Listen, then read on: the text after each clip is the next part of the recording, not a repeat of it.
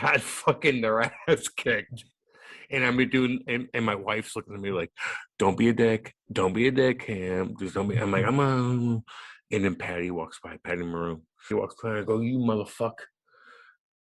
And they went and did it in Boston, baby. So the way I knew was when Vladdy Tarasenko went to the corner and stuck it in front, and Brayson fucking tapped that in. Like, sit down, all y'all, sit the fuck down. 5-minute penalty to Chicago, a game misconduct, and then Manson having words with Steven. And now Butcher gets into it. We're going to have a brawl, folks. Stand by.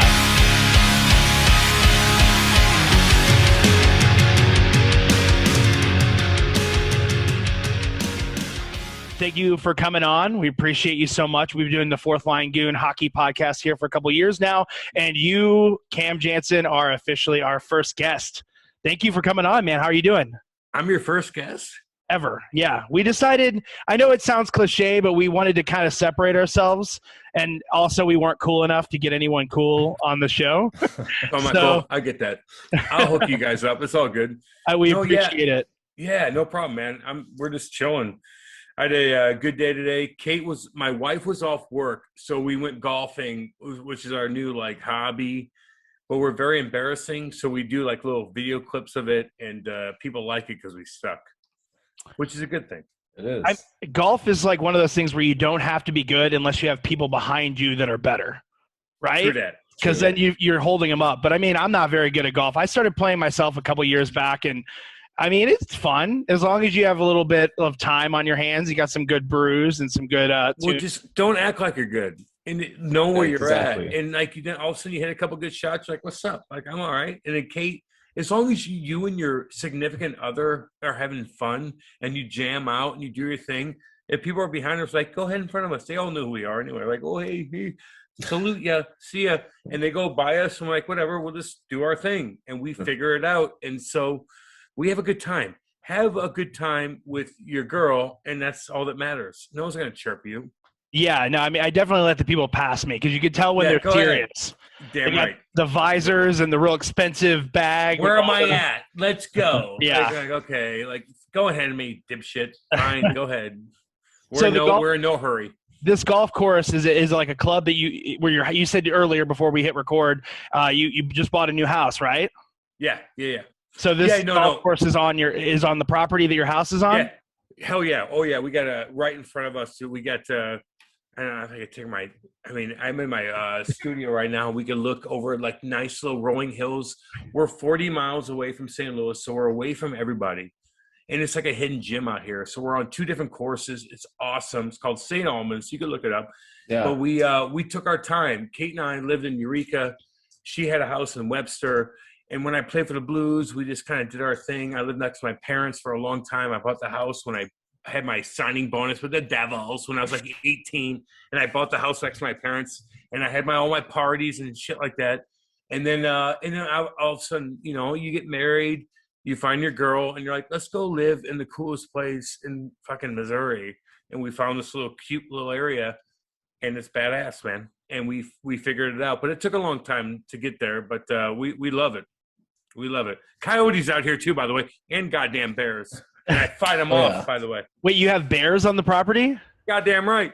Bears. We got bobcats. We got all kinds of shit out here. We have bobcats and mountain lions in Summerlin. I thought that was... Where you at? Where you at exactly, by the way? It's about 15 minutes from the strip, towards the mountains. So we're surrounded by mountains. You got some mountain lions. You got rattlesnakes. You got you got scorpions. Poison shit. Fucking right, you do. Yeah. Oh yeah. We got rattlesnakes out here too, man. What about you, Tommy? What do you got out there in LA other than he's in LA. Yeah.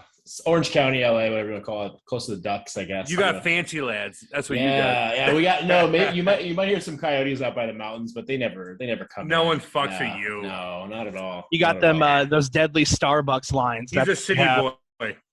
Somebody might break in your house or something, but it's not gonna be a mountain lion. No, I mean, hey, born and raised in St. Louis, boy here myself. So okay, yeah. So I can respect it. Where you at in St. Louis? Grew up in Chesterfield, Baldwin. So West County boy. Yeah, I know where you're at, homeboy. Yeah. Oh yeah. I love. What school did you go? What high school did you go to? I got Marquette. Close, yeah. I actually went to both Marquette and Parkway West. So fancy boy. There it is. Yeah, fancy boy. Oh yeah. Yeah, see, I'm gonna interview you. Yeah, right. There we go. There we go. I grew up in South County, so actually I grew up in Webster Groves, Afton area. I went to Afton High School. So, hey, dude, blue collar. What's up? Oh yeah. Webster's cool too. We just sold a house there. Kate grew up. Kate, my wife, she bought a house in Webster right by like Highway 44 on Pine Tree Lane. Yep, She exactly. She made some money. She bought a house, and then we sold it for pretty good money because it's right in the middle of everything. Like you can go right on the highway. You could do this. So she kicked ass on that. So Webster's awesome. Plus, Old Webster is like, it's sweet. Like it's like new and up and coming, but it's like preserved to kind of have that old vibe. You know, I don't know. I love 100%. Go some nice little restaurants. You feel like you're away enough, but you are in the mix a little bit. But but still, Kate and I still live like 40 miles away from St. Louis. So we're who are we kidding? We watch like the stars go by and shit. Anybody that's tuning into the podcast that's not from St. Louis, like we all are originally, St. Louis is very separated, like into these all little communities. So you could drive like 30, 40 miles and people will still tell you they're from St. Louis. You know, like I do. Yeah, it's just the vibe. But you got to get on a highway, go about 40, 45 minutes into the city, you know, to be downtown, like where all the games are, where Busch Stadium is. Every big city's different, man. And St. Louis is more spread out. Like it is what it is. Like if you're from Jersey and you're like, oh, I live 40 miles away, like you're not from Jersey. No. But if you're from St. Louis, you live 40 miles away, like you're still from St. Louis. It's kind of weird how it works, man. So it's everything spread out here. It is. I feel like that was a good leeway to kind of get into the hockey questions because you mentioned Jersey. Obviously, you were selected by the New Jersey Devils, 117th overall, fourth round, the 2002 NHL entry draft. Let's just start there, man. How great did that feel? Like, did you have a vibe that you were going to be selected by the Devils when you were? Like, was there any sort of heads up, I guess, when it happened? Oh yeah, hell yeah. I had an agent since I was like so Scott Norton, who was awesome. So was a financial advisor at the time. So he just knew that we were going to get drafted. I was drafted into the Ontario Hockey League, the OHL, from St. Louis. A couple guys from St. Louis told a couple guys from Windsor that told a couple guys, like, you know how it goes. And I got drafted by Windsor in the third round. I went out and I had the most fighting made. Like I kicked ass here. Like fuck, I left my parents. I'm like, Mommy, Daddy, I'm leaving you. I'm gonna live with a 80-year-old couple. My mom and dad are lean as fuck, and I live with this couple. And they're like, Cam, put your shoes here and do this. And I'm like, what? And then I became real popular in this town in Windsor where I'm kicking. And so I went out there and I fought everybody and I did my thing, and it became. You build this like, reputation up throughout the city, and all these scouts, Marcel Pronovo, were watching, and I got drafted that year, but my agent told me I was going to go from second round to fourth round. So we went to Toronto, and my mom and dad, my Bill family were there, and my agent's like, you might go second round. And the Devils drafted like a bunch of Russians that year that did nothing, by the way. I might have heard a couple in training camp, which is whatever, but they didn't do shit. It's all good. And so I'm waiting. I'm like, are they going to draft me? Blah, blah, blah. And so finally the third round came about, and Lou and all those guys came up to the table and they're like, third round, we pick from the Windsor Spitfires. And I'm like, fuck yeah. Me and my dad are like, like, what's up? Aaron Niddle, who was our teammate. And Nitzy, who's awesome. Didn't play a fucking lick in the show, but he's a great guy. He stood up and we're like, oh, yay, Mitzi, good job, thank you. And then finally the fourth round came about, and me and my dad got up and fucking slapped hands, like, what's up? Like, we did this, we took pictures with everybody. It was the awesomest thing in the world. And so, like, yeah, we knew, man. I was kicking ass that year. I beat up a bunch of heavyweights. I did my shit. You're popular. Like, I got a lot of attention, so I knew I was getting drafted for sure.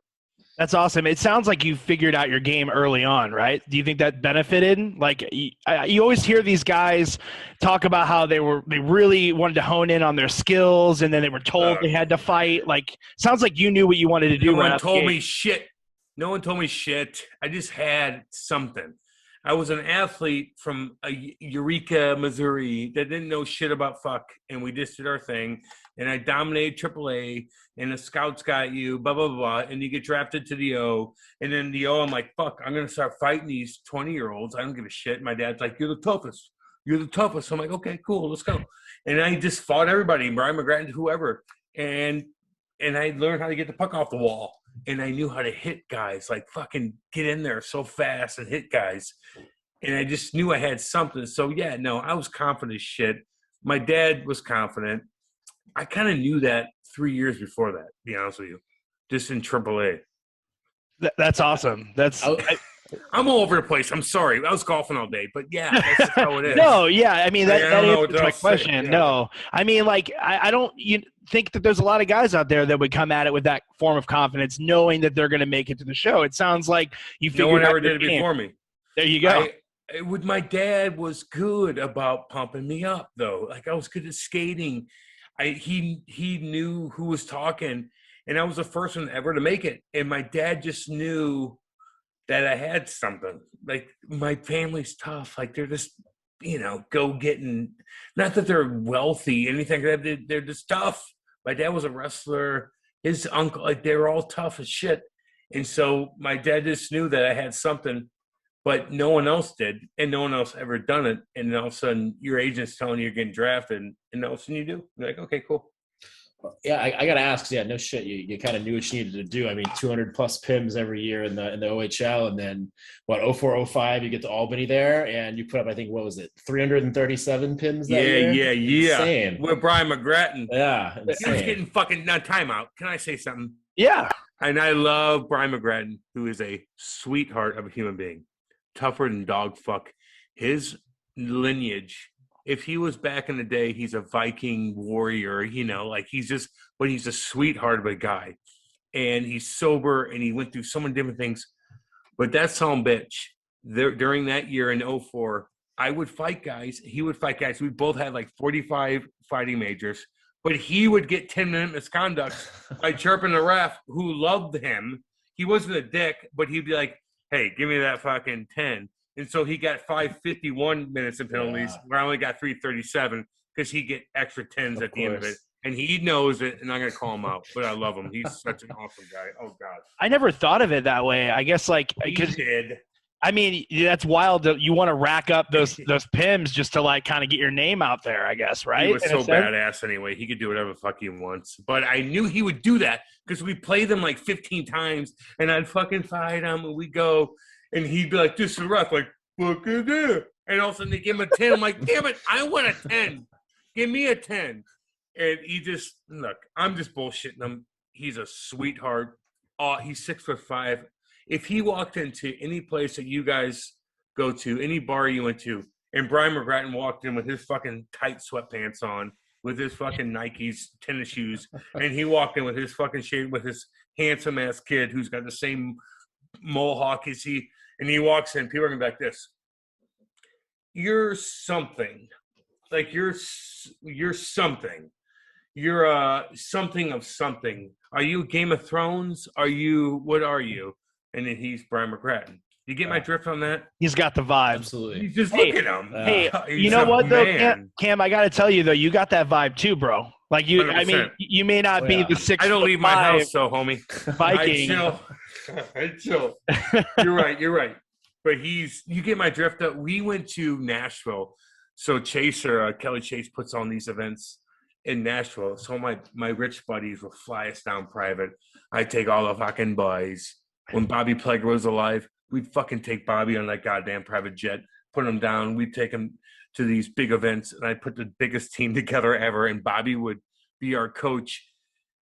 And we'd go down to Brian McGrattan would be down in Nashville because he played there. All these awesome Jim McKenzie, all the badass-ass dudes in the world. And we would cruise around Nashville, and we'd walk into bars, and there'd be, I have my wedding party down here. But all these handsome 6'5" badass looking motherfuckers walk in the bar, and everybody would stop what they do, and all the fucking staff members would be like, "Well, who are these guys?" And we're all nice to everybody, but everybody in the whole bar would stop like, "Who the fuck are these bad boys?" And we would be so nice to everybody. We tip everybody the fuck out. everybody would be like, who are these warrior-looking dudes? Not me, but the big boys. You know what I mean? And you just get all this attention, and they don't even know you're a hockey player. But when you walk in, like you just look like a warrior, and you're a sweetheart, and everybody's like, I want to be around you. It's just the coolest thing in the world. It doesn't hurt that you guys. Sense. It doesn't hurt that you guys dress well too. I feel like all hockey players look good. They walk I look like around. shit right now. I just got done golfing. God, I am looking at myself. My wife's like wondering, like, are you okay down there? We had a good time, but you're right, dude. They all look. It didn't matter. Like those guys will wear sweatpants into a classy button-up shit, and it doesn't matter because you walk in and people are like, you're something. I'm not going to bug you about your sweatpants. You look like you're something, and you're spending money. Like you look like you're like, I don't know. It's just different, man, and I love it. And the guys all hang out together, and it's the best thing in the world. Beautiful. Love it. So poetry. I'm a poet. You wound up making your NHL debut against the Rangers. That was November 5th, 2005. And that was your rookie year, and you led the team in fighting majors at 11. Obviously, we talked about how important it was for you to make that impact. Can you tell us a little about your first fight? Yeah, I want to hear about your first fight once you made it to the show. All right, I'll tell you. Who was it? You remember, right? Let me tell you something real quick. So I can't tell the story again because Lou got pissed at me because I told a story about how I got called up and somebody stole my phone. And they switched. That's right. Fuck! Don't get me started on that. I can't do it anymore because we talked. I can't do it because I'm respectful. Okay. So anyway, I got called. So I was in a weird jam. My parents are up, and we're playing like Springfield, and Bobby Fedoruk was a coach, and I loved him so much. And my parents are in town, and I beat the fuck out of somebody. Can I cuss on here? We're good. Oh yeah. Fuck yeah, you can. I fucking did it. And I'm like, oh, whoa, motherfucker. And I'm looking at everybody like, what the fuck? Like, let's go. And my parent, I made a nice assist on the backhand or whatever. And we're sitting in the hotel room. And my daddy, who was just, look, he just knows. He wasn't a hockey guy. He's like a tar. He sprayed tar for a living, but he knew me so good. And he's like, you're getting called up tomorrow, Cam. And I'm sitting there, and this Ryan Hallwig's beating guys up, like hitting guys and shit. And there's a back-to-back with the Devils and the Rangers. And I'm sitting in the hotel room, and I beat up a guy that was 6'7" that night. And my dad's like, you're getting called up? And I'm like, okay. And there's other shit going on, drama shit. And I'm like, eh. And all of a sudden, I get a call from Robert Fedoruk, and he's like, you got called up, homeboy. And I had to go down to New York City. And I played against the Rangers in MSG. My mommy and daddy were in town. And I remember going to the pregame meal. And I walk in with my sweatpants on like a jackass, like a fucking jackass. I'm a 20-year-old kid like, hi. I'm in my sweatpants. And Richard Matvichuk and fucking Colin White and Jamie Langenberg. And they're like, what the fuck is this? And I walk in like, hi, guys. And they're like, this is our fucking savior. And I'm like, oh. Like, what does that mean? And I went out there and I kind of just did my shit. And they all thought I was going to get sent down in 2 seconds, but I didn't because I was hitting cats and I was fighting guys. And it just, my mom and dad got to see my first game. It was just the coolest thing in the world. And those guys are so cool to me. They chirped me off the bat. Okay. They chirped me off the bat. But I got my groove and they respected it. They brought me in the back of the bus and I chill with the boys. Like it was just the coolest thing in the world, man. And my mom and dad got to see it, dude. And they're still chilling about 7 miles down the road, and I see them every goddamn day. That's awesome. So your first game up in the show, did you get in a fight, or what was your first fight? I got rocked by Darius Kasparaitis, that sound bitch. And he's the coolest cat in the world, by the way. I had him on the podcast. Awesome guy. I had it on the wall like, oh, I'm cool. Like, I got it on the wall like, oh, yeah. And he came down the fucking wall and stuck my ass. And I fell down like, what the fuck? And I get up. And I get off the ice, and I get back on there, and the puck gets dumped in the corner. And I'm like, okay, Casper, the unfriendly ghost. You know how I loved him in New York Islanders. Remember he was bad to the bone, sticking motherfuckers like Eric Lindros. And he came around net, and I stuck his ass. And my parents were there, and I just stuck him like, Goon, motherfucker. And I stepped over him. And half the crowd went wild because half it's Jersey Devils fans. And I got my groove. Like, I know my rhythm now. I got my groove. And it just was awesome. And I looked at my parents. I found them in the stands. I'm like, My dad's like, let's go, keep going. I don't know, man. Badass shit, dude. It is what it is. I'm a St. Louis boy. No one knew shit, and we just did it.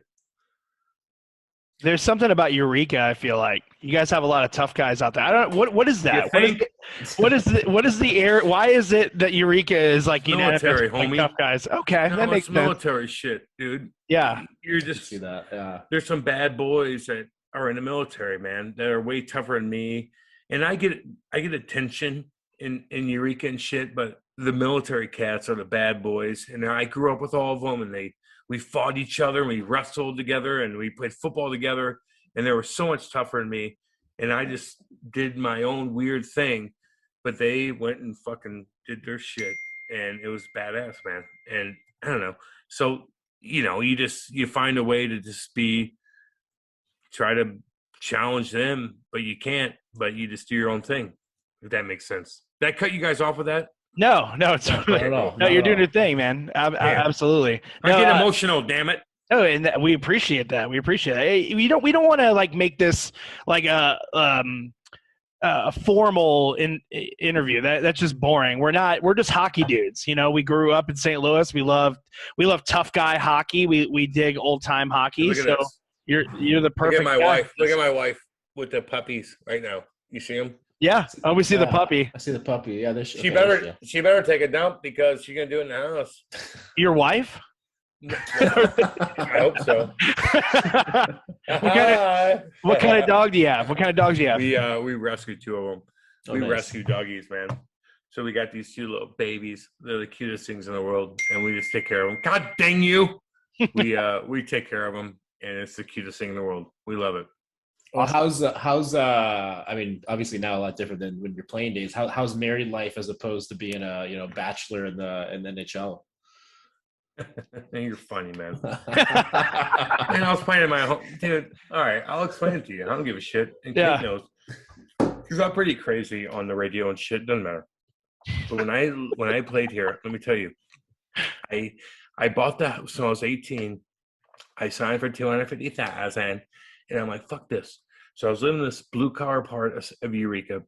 And then my neighbor moved out, and I'm like, I'm buying that fucking house. So I bought the house next to my parents. And my parents are the most lenient motherfuckers in the world.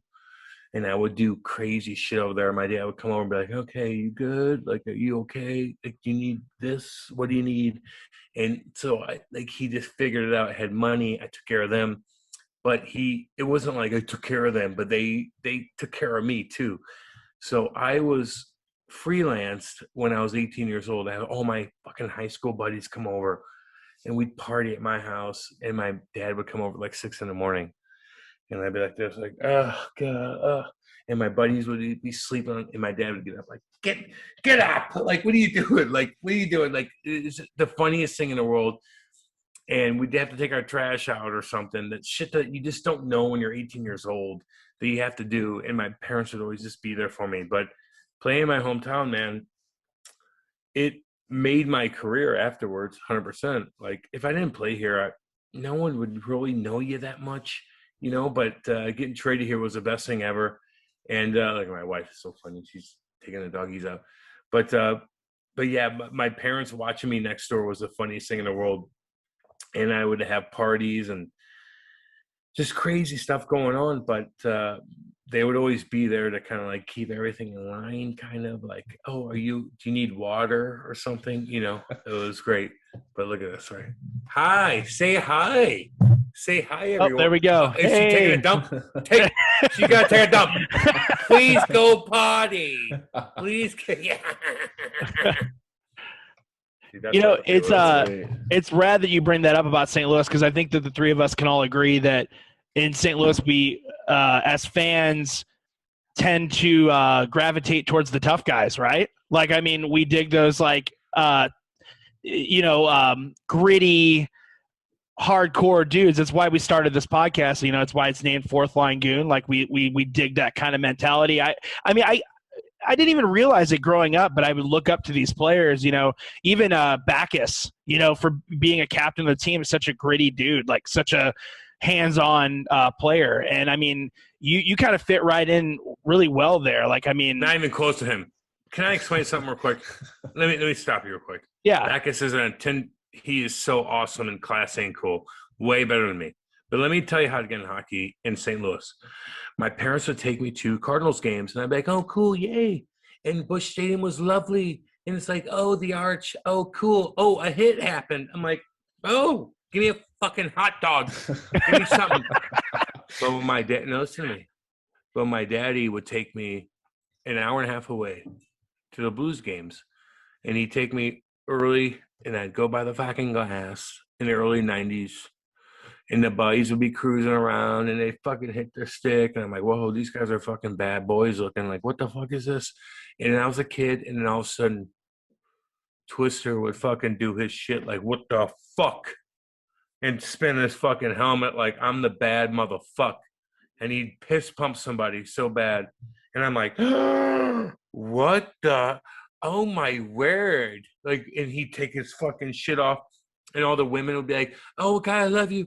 Oh, God, I love you. And I'm like, oh, Daddy, can I be him? And then Brett Hall would be out there sniping fucking bar down with his mullet hanging out. I'm like, oh, that's a fucking badass. And then Chaser would go buckets off with fucking Stewie Grimson. And there'd be a brawl. And Chaser would have his mullet going. And I'm like, oh, this is I feel the crowd. And the crowd's like, I love you, Twister, holy Chaser, I love you. And you're like, wow. This emotion, and I'm like a little kid. I'm like, why? Like, I want to be that. Can I be that? Is that because I went to baseball games? I'm like, that's cool. Hit a home run. I'm like, yeah, fuck yeah, I'll do that. But then I saw these motherfuckers, and I'm like, they're bad to the fucking bone. And I'm like, that's the coolest thing I've ever seen in my life. Twister's taking his jersey off like, I'm the motherfucking man.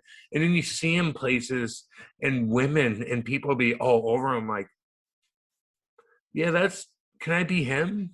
I want to be that motherfucker. Oh, yeah. I mean, it's one of those drift. It's one of those things, too. 100%. It's one of those things, too, where it's like in baseball, you get a home run. It's like, what do? You high five your teammates. Who cares? In hockey, you lay someone out. You piss pump motherfucker. Oh, yeah. 100%. And the women are like, wow. And you take your shit off and you have a tattoo on your eye. You're like, what the fuck? Like, this is the baddest ass shit in the world. Like they have, like he's just like, I'm the fucking man. I'm like, what? And then you see him places where people think he's a god, and you're like, okay, like, can I be that? I want to be that. And I feel like in St. Louis that happens more often than a lot of markets. Like we value the tough guys, right? I don't know. That's what I was saying. Like you slot right in there. No one ever messed with me, dude. I went to bars. I would go to bars with my agent and the agent's friends and financial people, and just no one ever fuck with me. I was nice to everybody. I was like shaking hands and doing always. I just want to hang out with girls. Like it's all about being cool. Like I was single and like I want to like be cool around and be nice to people, and it just worked. It worked, man. And now you have a job in radio. And now you're wearing polos and you're playing golf. Dude, I play golf all goddamn day. I'm sunburned as shit. I want to staring at me right now. Like, what are you talking about? I want to bring this up because Tommy asked what it was like, starting up and being a bachelor and being with the league. A quote that came to my mind is, I think it was like a year or two ago, Revo said, if you can't play in this league hungover, then you're in the wrong league. And you mentioned your parents kind of kept you in check, but you first started off with the New Jersey Devils. So like, is there some truth to that? Were you trying to be disciplining yourself a little bit more when you were on the road on your own? Or, I mean, how often were you playing hungover? Dude, it's not even about hungover. Like I was a discipline. I get up and I do my work, but I partied and I got addicted to pain. We don't need to get into it. You don't even have enough time for this shit. When you're 20 years old and you have painkillers, like I had to go through so many different things, but you're on your own. But the emotion you get from the fans made you be like, you have to stop whatever you're doing, just do your thing and work, and just you have to perform. Like you're a performer. Like perform for these people. Like they're busting their ass. I met all these cool cats from Jersey.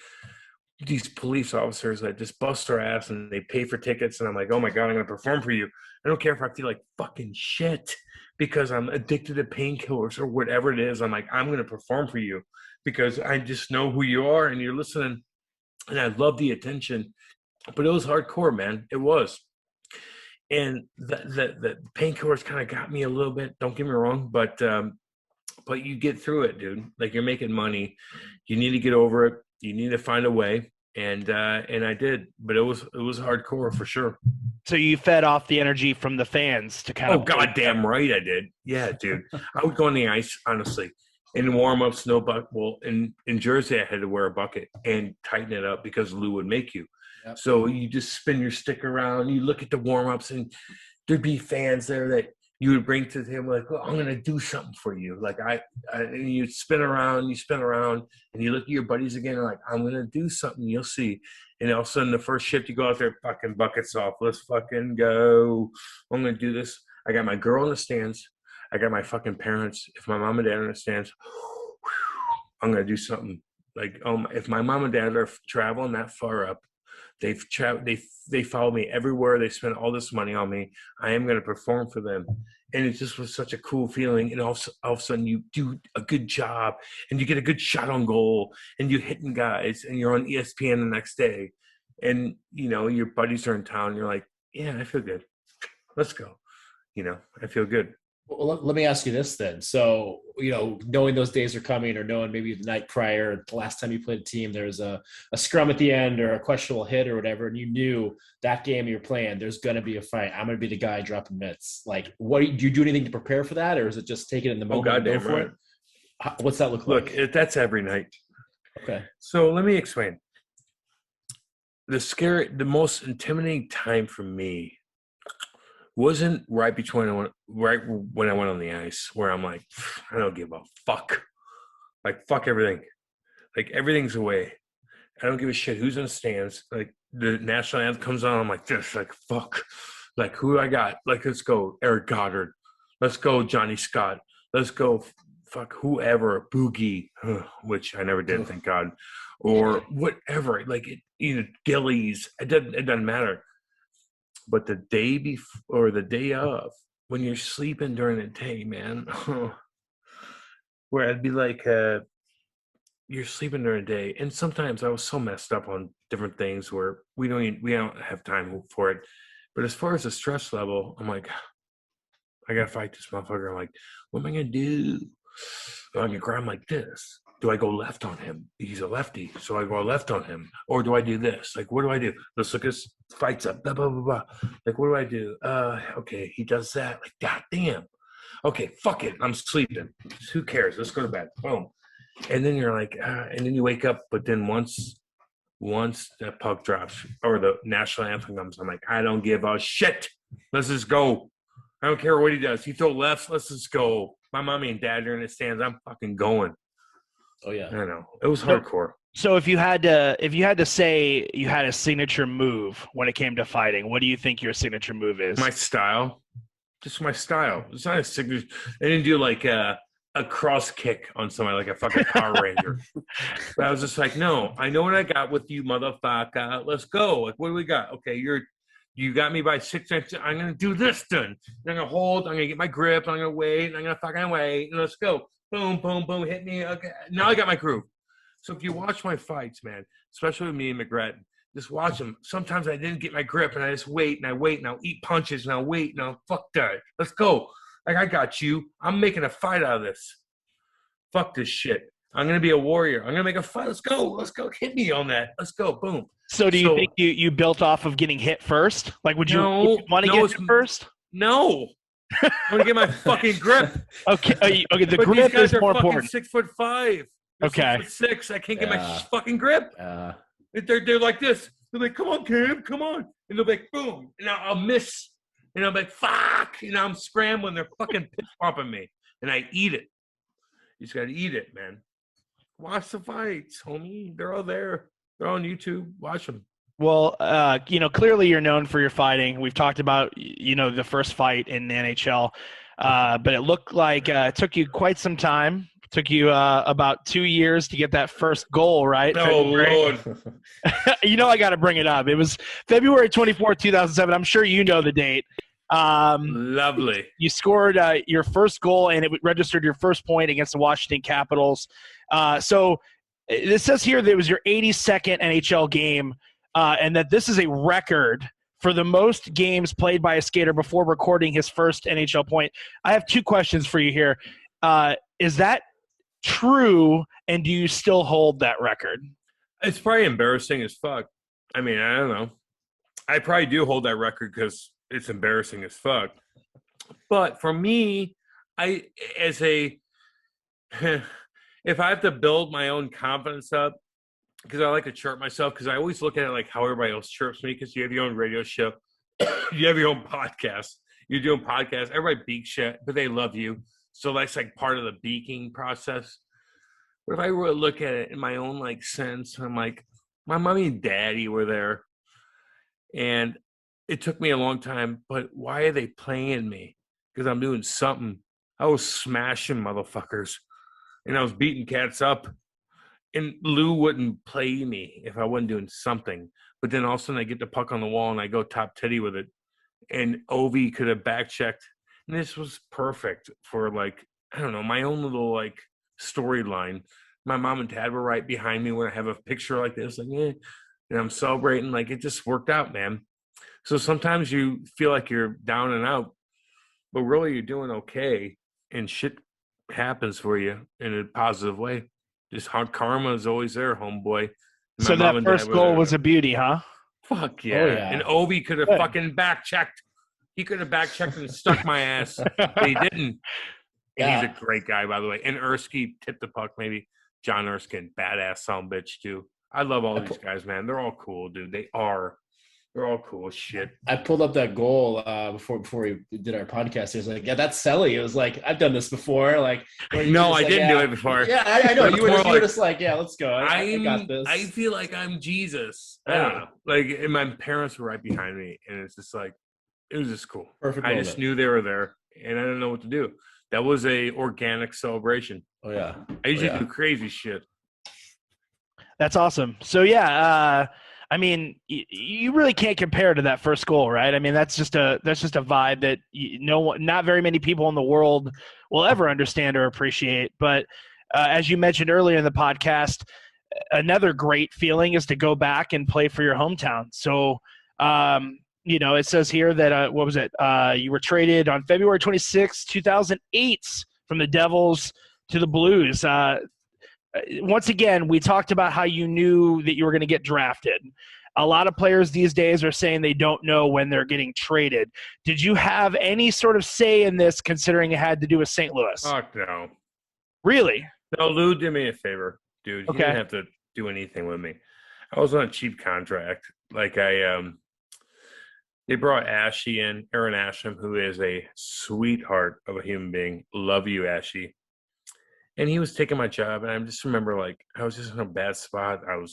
I ripped my shoulder out against Georgie Pyros, and this Lou just hooked me up. He's like, He knew that the Blues needed a come build with me program, and they had all these like first rounders with Osh and Perron and fucking Berge and EJ, Eric Johnson, who I love all of them. We had so much party time together. Oh God. And he's like, I'm going to take this kid to his hometown, and now he's going to live in a lovely golf course and do whatever the fuck he wants in a podcast that's very successful, and do like fucking shit like with you guys and just do his shit. And maybe he didn't think that way at the time, but he hooked me up, and I love Lou more than anything in the world. He's my second father. Like, and I know it sounds goofy, but it kind of is. Like, my dad only could take me so far, and Lou was my first boss ever. And he traded me to the Blues, and it was the best thing ever for me. So I didn't know. And my buddies knew before I did, because I got text messages, and I went up to his office, and he told me he traded me. But it was the best thing ever, dude. It was. And you wound up spending 4 years at the club, wearing the note on your chest. Did you ever wind up – I mean, from there on, what is a memorable scrum? I feel like what's a fight that you remember being a St. Louis Blue? What's the most important? I did like 117 of them. So I'm like, my first 4 years. Yeah, I did a shit ton, and I'd fight anybody because God, my family's there, man. I'm like fucking. Am I doing what? Let's go. I want to stick up for my teammates, and I wasn't scoring goals obviously. So I was like, my family, like my girlfriends at the time, your buddies, like shit. You're like, let's go, like do anything. And so I'd fight anybody. So my first one was Craig Adams, who's a military cat, awesome dude. Craig Adams, Stanley Cup winner, classy dude. And we went toe to toe, and I got up and I lifted my arms up or whatever. And I didn't do that again ever, but that was the breaking point. And then I had some badass fights with big boys, long ones, where your jersey comes off like Twister. And I took my fucking jersey off like to the fans, like and then afterwards I'm like, where are we going? Like, let's fucking go. This is my town, homie.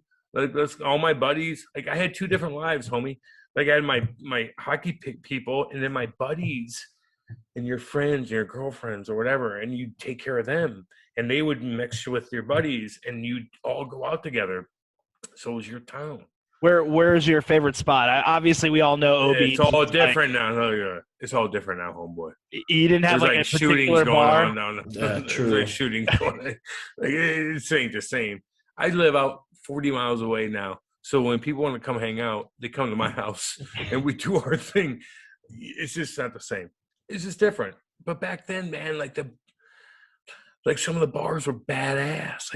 Like you had older women to younger girls to this, and you walk in and you have your Hugo Boss suits on with all your buddies, and you have cuts over your eyes, and everybody knew who you were. And even if you're in fucking Philly and you walk into a bar with all your buddies and you have your Hugo Boss shit and you have a cut and you have a black eye, and all the girls are like, why are you so handsome? Not me, but why are you so handsome with $3,000 suits on? You're not a money guy because you have scars over all your fucking faces, but your hand, and you have, like, can we talk to you? Like, just think about that. So you don't have to be LeBron James you just have to have a fucking badass shit on with a couple cats, and they're like, oh, you're a hockey player? Oh, you played against the Flyers tonight. Oh, okay. We love you. Oh, yeah. Right? I feel like this is the second time we've talked about suits and like looking good as like a hockey player. I'm telling you, hey, what was fucking sharp? What was you got cut over your goddamn eye? You're gonna do your shit. What was the first suit that you bought? Like, you remember? Yeah. Did you go all out, or did you just try to like get by, or where were you at? Yeah, I was in Windsor, homie, and I just signed. I was 18. And Lou and the Devils signed me right away, right when they drafted me. They signed me for a couple $100,000. And I had some fucking money. And I'm like, I need some fucking suits. And they had Cam Janssen suit, whatever the fuck. And it was a Windsor cat that just made a cool bat. And you walk around fucking Windsor like with your own name on your – look, it sounds petty, but no one had money. And so if you walk around and you're like – and you're the cool cat and you're beating fucking guys up and I don't know. I was a dick for a while, and I didn't know how to handle it, and I figured it out, and it all worked out. Does that make sense? Because when you first start hanging out in Windsor, and you got a little bit of money, and you never had control over, like, I was a fucking piece of shit and now you're in Windsor, and you're in the front page of the news, and you got $200,000 in your pocket, and you got this, and you're talking to girls, and they're like, Cam, settle down. Just be normal to me. And I'm like, oh, okay. And you just gotta, I don't know. At least I admit it. No one else would ever admit this shit. But I was kind of like, ooh, here, I'll pay you this. And they're like, just settle down, dude. We know who you are. Just chill. And I'm like, oh, okay. And you just figure it out. Does that make sense? I'm sorry. But just think about you guys, honestly. When you're fucking young and girls are on you and you think you're cool and you have money and they're like, we don't give the girls are like so cool, and they're like in Canada. The girls in Canada are so fucking cool. They're like, we don't give a fuck. Just be nice and normal. And I'm like, oh, okay. And then you figure it out. But at the beginning, I thought I was too cool for school. I mean, eventually everybody has to grow up, right? I mean, everyone's been there. Whether you have money or 18, fame, dude, whether you have money or fame or popularity, I mean, everyone's at a different point in their lives as they grow up. At least I admit it. God damn it! Like no one else would be like, I did this. No, I was a fucking dick for a bit. I didn't know how to handle it. I didn't. So I have what I call fun questions, but Tommy, do you have any more hockey? He's our stat guy, so like I'm not the stat dude. I was calling the stat dude. You get my fucking Corsi rating going. I'm putting him on the spot. I won't go that deep. Don't worry about that. But no, do you have any more hockey-oriented questions before I kind of get into some more fun shit? Yeah, we can keep it brief. The last one is obviously you went over to UK, wrapped up kind of your career with Nottingham. Yeah. How was that? Well, what's your most fond memory from that? Obviously, you guys love everything over there. Oh Lord, have mercy. I love everybody over there. Great Britain. Oh Lord, lovely people. Even the people in Scotland and Ireland that I'd go motherfuck heads up, and they'd be so pissed at me, and all of a sudden they chirp me so bad. The chirp level was so extreme, and I turn around like God damn. And they'd be like, Cam, we love you. And I would be friends with them afterwards. Amazing. That was such an awesome league. I had such a great time. All you cats from Nottingham, I'm giving you all y'all a shout out. David Clark, Farmer, all you guys, David Lee, you guys are badass. I love all y'all. And if I didn't have a radio show, I'd probably be working over there, for one, because they would have hired me for something, because that's what you do. It was such a cool league. Beauty, the history. Kate and I were in heaven. They treated us like royalty over there. Kate and I would walk around like, well, hello. Hello. Let me get the, oh, God, what's up? Oh, I'm telling you right now, because I'd fucking bust my ass and fight cats and do my shit. So every time we walk around town, they treat us like Cleopatra, and that's what we wanted. So Beautiful. your last game with professional hockey was with this organization. Hell yeah. Do you remember it? How did you go out? Yeah. We went out on top. Yeah. I went on the stage in front of 30,000 people, and I put a trophy out like, Wes, I think I took my shirt off. And Kate's like, settle down, Cam. And I'm like, fuck. And we partied all fucking night, and everybody in the whole town just took care of us. We loved it, and we went to castles, and they would take me to castles, and I'm like, I love history, and they're like, look at this castle from the fucking 11 hundos, and I'm like, what's up? And they take me fucking in there, I'm like, what's up? It's the baddest ass shit in the world. Yeah, like I'm part of that country. I bled for that fucking country. Yeah, no I want them to make me a knight or something. Shit, I love it. I would live there. To be honest with you, I would live in Canada, and I would live in Great Britain. I would. But, I love the U.S. Don't get me started on that. Yeah. So like I said, I labeled these fun questions. This has been a fun interview. Thank you so much for coming on, Cam. This has been a blast. I golfed all day, so sorry if I'm sloppy. Like, Kate's like, what are you doing? Like, at least you have an excuse. I don't have an excuse. I'm about 8 beers deep. Where you at right now, homeboy? Where you at? I'm just chilling in my apartment. That's all I've been doing. Well, I'm in Summerlin, Las Vegas, so just kicking it. Vegas, palm tree. You can look out your goddamn window and be like, oh, dime pieces everywhere. That's lovely. Yeah. Where are you at, homie? Where are you at then?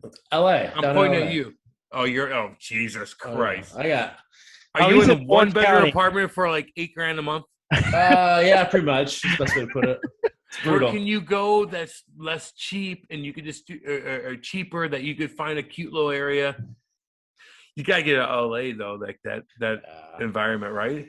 But where do you go? North? It's more expensive. Yeah, shit, exactly. So come out by me, homeboy. I gotta be honest. Oh yeah, the water's warm. I got to be honest with you, Tommy. So I went and visited Tommy like a week ago, and I've been hearing all these horror stories about LA, obviously with the whole pandemic and all that. We don't need to get to that. It's all good. But the vibe has been off. But I'll tell you this much. I went and visited him, and the vibe was still on. It still felt look at him, dude. He's like got good hair and shit. Let me click on it. It was a good time. Use it while I got it, right? Yeah. No, you're a handsome motherfucker. Are you cruising around? Do you have to act like you're rich? Because there's a lot of depends what you're going for, Go for the middle class. That's all you gotta do, man. Don't go above because they're gonna be like, "What do you got in your house?" I gotta cook you something. Have the cool chicks come over. There's still hotness everywhere. Look at his angelic bed. He just needs to send a photo of that off Tinder. Dude. He's gonna wheel anything he wants. It's all good. You might have to cut your hair if you want to do that, but it's all good. True. I love you guys, man. So fun questions, right? So, what's the best, aka your favorite hockey movie of all time? Slap shot, dude. Don't ask stupid questions. Like why? What else would it be? Mighty Ducks. Or Miracle. No. And I Slap love shot. US, baby. No. I love the US. Don't get me wrong. US, baby. 100 through and through.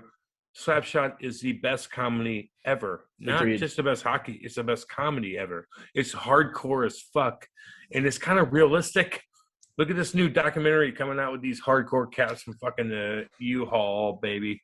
It's the same shit. These guys were in the 70s doing their shit, and it worked, and they all could skate. That's the difference. If you look at Youngblood with who I love, Rob Lowe, awesome guy, loves hockey. He couldn't skate for shit. These cats in Slapshot, they all can skate, so it's realistic, man, and it's timeless, and that's why they're all making a ton of coin. All right. So, all right. What else you got? Music Yeah. then. Music. What kind of music What? you into? Well, who's your all-time favorite artist or All right, band? I'm gonna give it a couple. I like if you watch my Instagram story, I do all kinds of shit. I like heavy metal, man. I love Pantera, baby. Old Fuck yeah. school Dallas boy, fucking bad boy club. Oh, I love it. I love Judas Priest. I love Pink Floyd. I like to get my mind right and chill to Pink Floyd and fucking chill. Kate and I will go on our deck, and we have there's aliens cruising around our house, man. It's crazy. There's we see skyline, we see all kinds of crazy shit, and we listen to Pink Floyd. I'm like, yeah, we're chilling. We love that stuff. Some country, Kate loves country. I'm not too into it, but I like heavy metal, man. But I like old school Pink Floyd, Pearl Jam, Avenged Sevenfold, some techno. I like Tiesto. I like PPK. I don't know. I'm all over the goddamn place.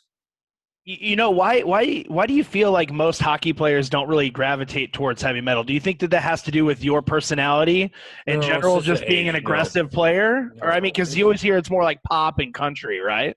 Because that's what they grew up on. When they grow up, they're like, I listen to pop, mate.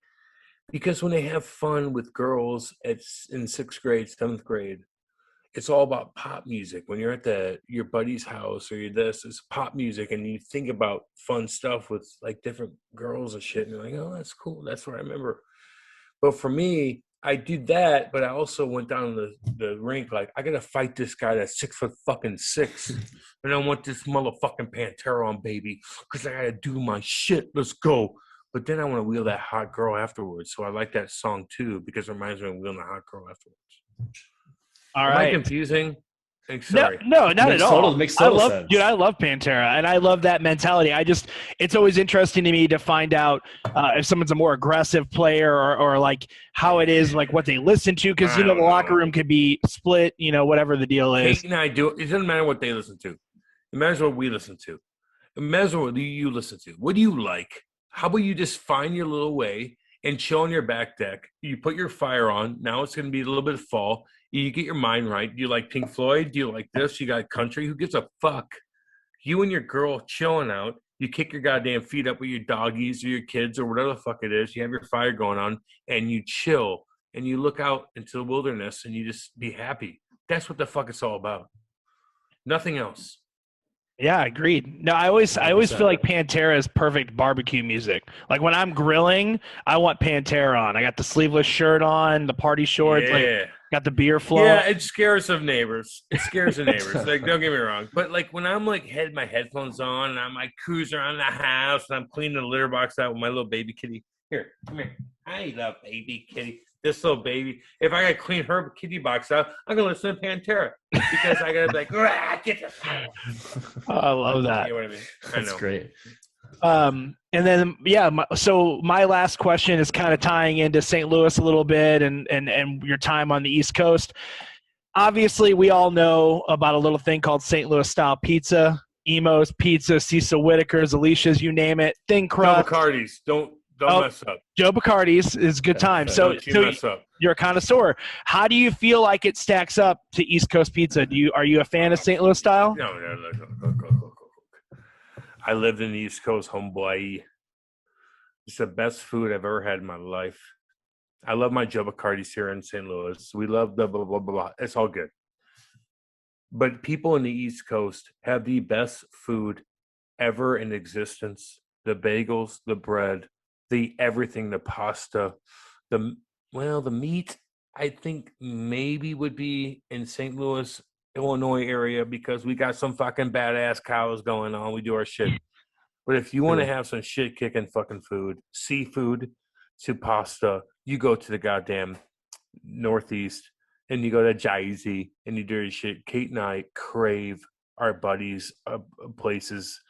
We went to so many goddamn, you have no idea. We went to so many restaurants in New Jersey. We were psychotic about it. All my buddies would take us everywhere. My police buddies would take us in even Newark. We go to the fucking south side of Newark, man, where they have all Brazilian food. Like, God almighty, we miss it.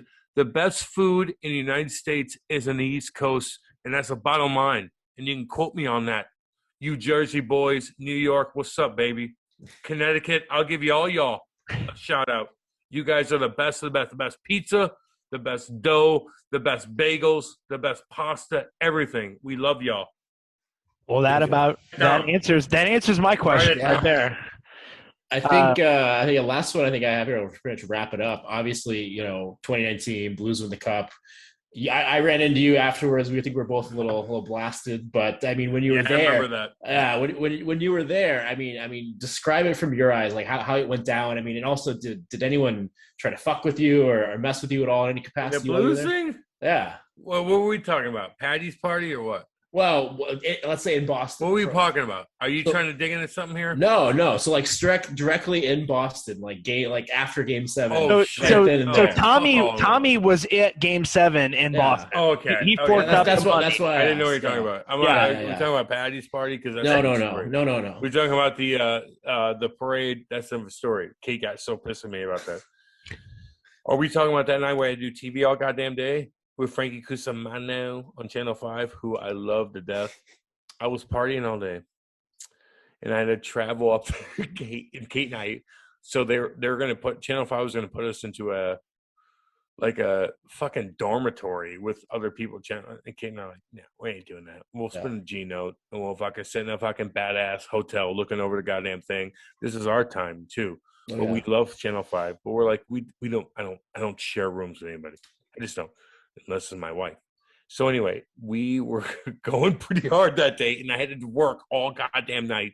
And so I work all night, and all of a sudden the Blues win. And I'm tweeting shit out, and I'm doing shit. And I'm like, I got to get down to the ice. And all of a sudden I'm like, okay, finally the Channel 5's like, okay, we're done with the art. So they had people down the ice, and we had to be up top, and we're like, blah, blah, blah, blah, blah. You know how it is. If you're doing TV, you get my drift. So if I'm like, I got to get down the ice, everybody's like, where you at, Cam? Let's go. So I go down to the stairwell, and I get on an elevator, and these motherfucks from Boston, I'm like, where's the ice? And they're like, out this way, you fuck. I'm like, okay. And they sit me right out the goddamn door. And the door shuts behind me. And it's like, you fucking asshole. And I'm like, and Kate's like, where you at? And poor Kate couldn't even be in there in the first place. We met up. We took a horse and buggy back to our badass room looking over the fucking city. We got fucking partied whatever the fuck we want. We had a booze. We had everything we wanted. We went to the thing. And we looked over the whole thing where everybody celebrated. But I got locked out of that goddamn ring. But Kate and I figured out a way, and we had a lovely time. But it was very stressful. And I didn't go on the ice, man. I was just sitting there doing goddamn brutal post-game shit the whole fucking time. And obviously, horrible story. Sorry. No. I mean, that answered his question. He asked if you got any, issues. I didn't make it to Boston. I was at a local bar in St. Louis partying. And I mean, I have one more question. I feel like when it comes to this, just because I feel like the slogan for a Blues fan has always been cautiously optimistic. Like during that whole run, it's like, are we going to pull this off? Is this going to happen? At what point did you feel confident with them taking home the cup? Like, what was the moment that you thought, holy shit, this is going to happen for the Blues when it came to that? Maybe not have been that game, or it might have been that series. Yeah, totally. Well, when everybody was so pumped up for game fucking 6 in St. Louis. Whole St. Louis was like, we're gonna fucking win, and they partied. And I was doing TV that night, and everybody was just like fucking. They were pumped up, and they were like 50,000 deep in like a horrible part of the city, and everything was like blocked off. It was like all perfect.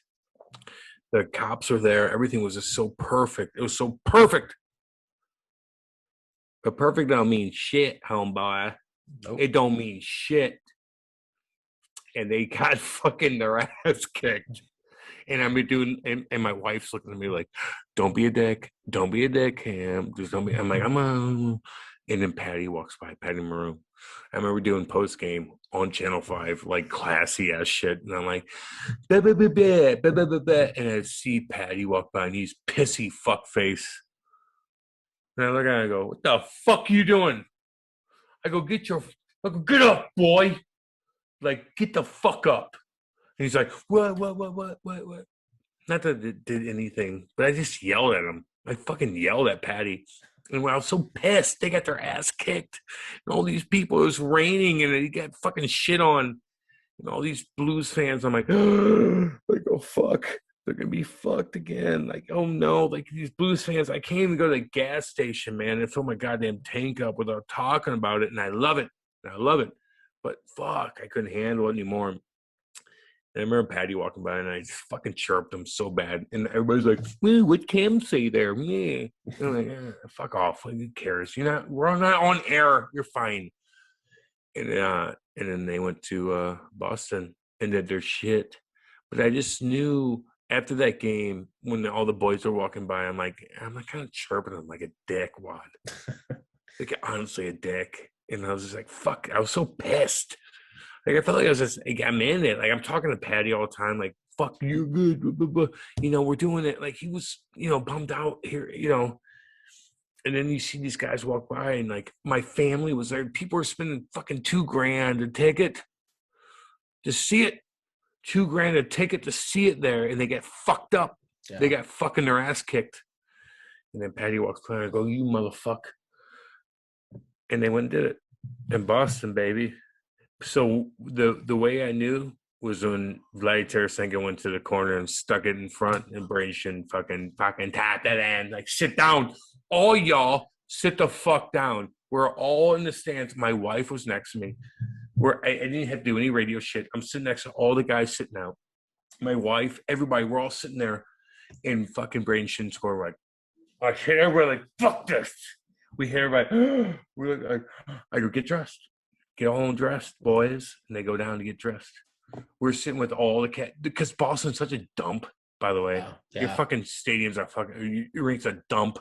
It was so fucked up, cluster fucked. And the guys are sitting next to us, and then Brayden scored when Vladdy went in the corner and stuck it in front. Get on with yourself. Get on. And Beautiful. The rest is history. Over. Yeah. Awesome. Well, Cam, thank you so much. This has been a blast. It's just been awesome. Fantastic. I've been golfing all day, by the way. Like, you guys think, like, I've been golfing all. I did 3 hours of radio. Then I did another cameo, which was like 5. Then I golfed, and then I did you. Just so you know. No, I did Channel 5, then you. Yeah. So if I'm sloppy a little bit, my baby. No, we appreciate you, bud. I thank you so much for coming on. We appreciate you. Love Cheers, you guys, everybody. man. We're all in this together, man. Love you guys. Cheers, guys. Love you guys. Cheers. See you, homies. Be cool.